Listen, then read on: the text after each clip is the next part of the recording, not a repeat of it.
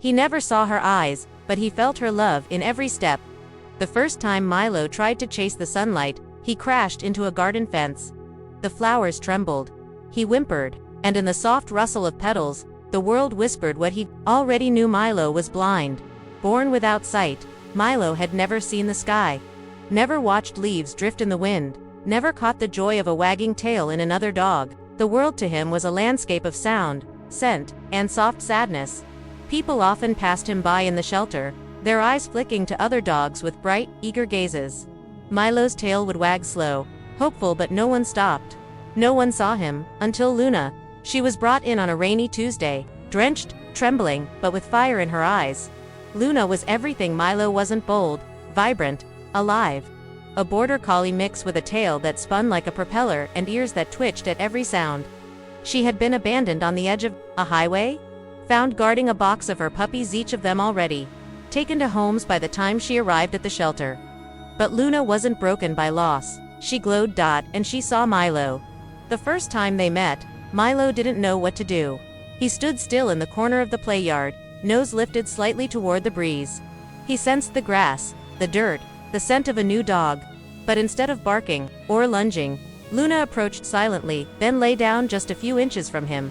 Not too close, not too far, just ... There Milo tilted his head. Then he inched forward. From that day on, Luna made it her mission to become his guide, not because someone told her to, but because love has its own reasons. She began brushing past him when she walked, letting her fur graze his so he'd know where she was going. When she barked, she did it softly twice to let him know it was playtime. She'd nudge a ball toward his paw and then circle around until he understood it was meant for him. She didn't pity him, she simply saw who he was, and for the first time in his life, so did he. They became inseparable. Every walk in the shelter yard was Luna leading, Milo following step by trusting step. He walked with his head high now, his tail up, guided by the path her paws traced in the grass. The shelter volunteers began calling them the shadow and the flame.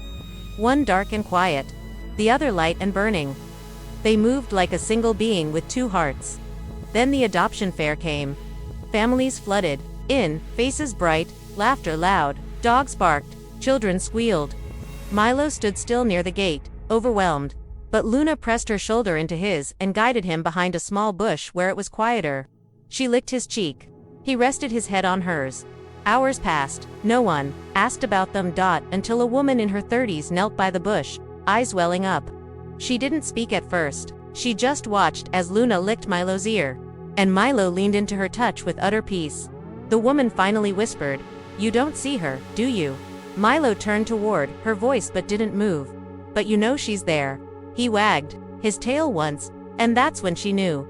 The woman, Sarah, was a trauma nurse who had lost her partner, a blind military dog named Rex, just a few months prior. She hadn't intended to adopt. She had only come to help her sister look.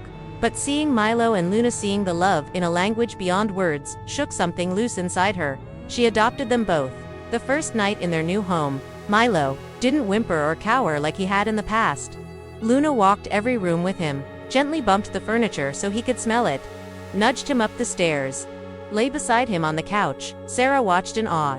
She couldn't help but wonder, was Luna guiding him, or was he guiding her too? Days became weeks. Weeks turned to months. Milo began to run, not blindly, but with faith.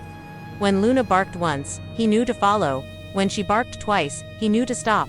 When she spun in a circle, he knew they were near the lake behind the house. But one day, Luna didn't bark at all. She'd been slowing down, sleeping more, eating less. The vet said her heart was growing weak from age and early neglect. Milo didn't know what was happening, but he felt it. One morning, as the sun broke through the trees, Luna didn't get up. Milo licked her paws, nudged her chest. He whimpered, confused. Sarah sat beside him, tears in her eyes. "She's tired, buddy," she whispered, her voice trembling. "She followed love her whole life, and now, she's lighting the path for you." That evening, Milo sat by the door, head low. Then, as the wind rustled through the trees, he stood. He lifted his nose to the air, and for the first time ever, he walked forward on his own. Sarah watched him.